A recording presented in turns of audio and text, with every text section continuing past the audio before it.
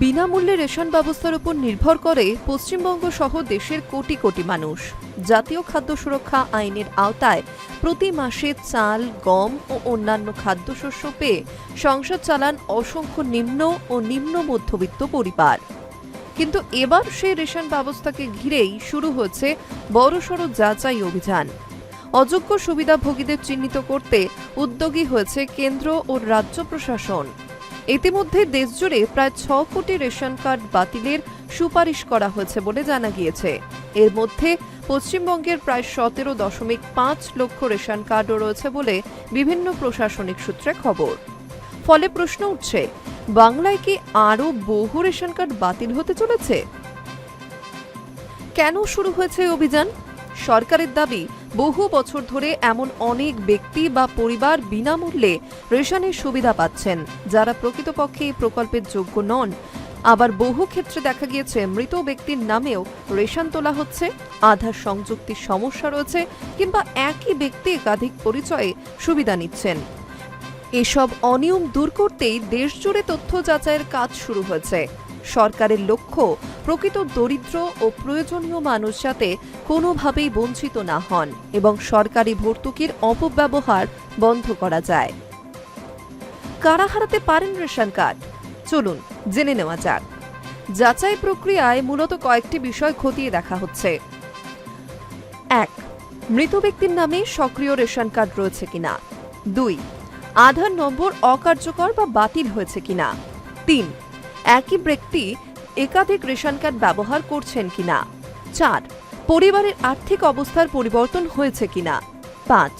যাদের বার্ষিক আয় নির্ধারিত সীমার অনেক বেশি। ৬.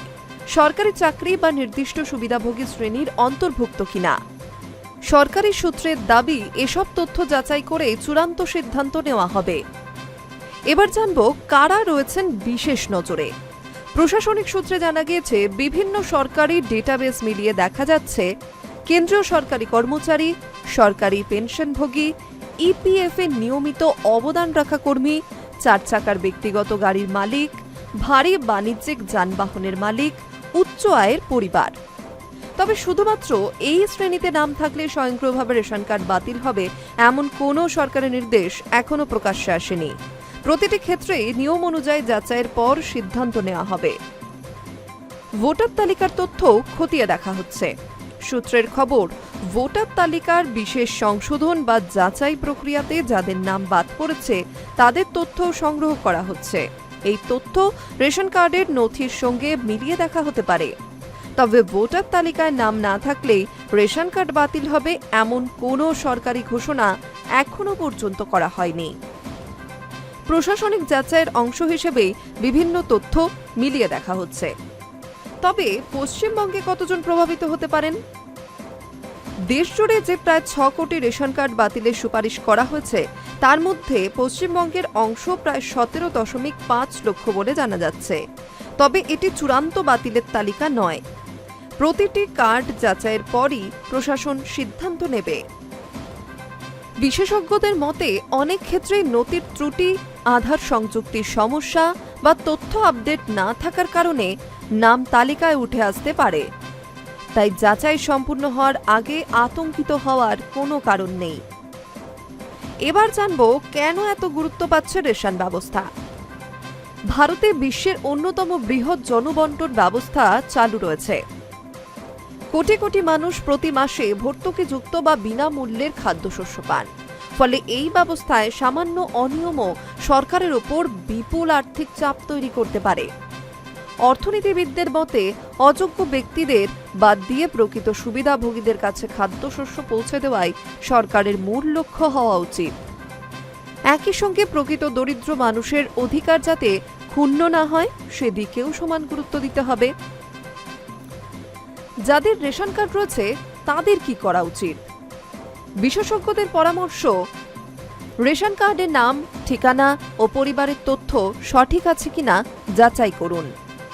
আধার সংযুক্তি সম্পূর্ণ হয়েছে কিনা নিশ্চিত করুন। প্রয়োজন হলে স্থানীয় রেশন অফিসে যোগাযোগ করে নথি আপডেট করুন। কোনো গুজবে বিশ্বাস না করে সরকারি বিজ্ঞপ্তির উপর নির্ভর করুন।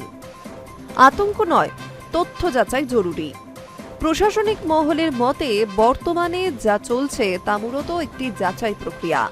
যাচাই শেষ না হওয়া পর্যন্ত কোনো ব্যক্তির রেশন কার্ড বাতিল হয়েছে বলে ধরে নেওয়া ঠিক হবে না। সরকার যোগ্য ও অযোগ্য সুবিধাভোগীদের পৃথক করতে তথ্য বিশ্লেষণ করছে। যদি কারো বিরুদ্ধে অসঙ্গতি ধরা পড়ে তবে নিয়ম অনুযায়ী পরবর্তী পদক্ষেপ নেওয়া হবে। সবশেষে রেশন ব্যবস্থা দেশের খাদ্য নিরাপত্তার অন্যতম প্রধান স্তম্ভ। তাই এই ব্যবস্থাকে স্বচ্ছ ও কার্যকর রাখতে নিয়মিত তথ্য যাচাই অত্যন্ত গুরুত্বপূর্ণ। তবে একই সঙ্গে প্রকৃত দরিদ্র মানুষের স্বার্থ সুরক্ষিত রাখা প্রয়োজন।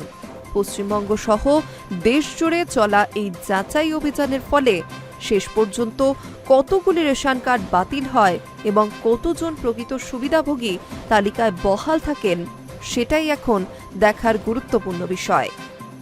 আগামী দিনে কেন্দ্র ও রাজ্য সরকারের আনুষ্ঠানিক সিদ্ধান্তের দিকেই এখন নজর কোটি কোটি রেশন গ্রাহকের। এই অভিযানের মাধ্যমে একটি স্বচ্ছ রেশন তালিকা সরকার ও প্রশাসনের হাতে আসবে বলেও আশা করা হচ্ছে বলে জানিয়েছেন বিশেষজ্ঞরা। অযোগ্য সুবিধাভোগীদের চিহ্নিত করতে উদ্যোগ হয়েছে কেন্দ্র রাজ্য দুই। ইতিমধ্যেই দেশজুড়ে 6 কোটি রেশন কার্ড বাতিলের সুপারিশও করা হয়েছে। ফলে প্রশ্ন উঠছে, বাংলায় কি আরও বহু রেশন কার্ড বাতিল হতে চলেছে? আর এই প্রশ্নের উত্তরে সরকারের দাবি, বহু বছর ধরে এমন অনেক ব্যক্তি বা পরিবারই বিনামূল্যে রেশনের সুবিধা পাচ্ছেন, যারা প্রকৃতপক্ষে এই প্রকল্পের যোগ্যই নন। আবার বহু ক্ষেত্রে মৃত ব্যক্তির নামেও রেশন তোলা হয়, আধার সংযুক্তি ছাড়াই রেশন তোলা হচ্ছে। সেক্ষেত্রেও সরকারের এই অভিযান বিশেষ ভূমিকা রাখবে বলে মত প্রশাসনের। ফলে প্রশাসনের এই অভিযানের ফলে যোগ্যদের স্বচ্ছ তালিকা কবে উঠে আসে এখন সেটাই দেখার। Hi news network.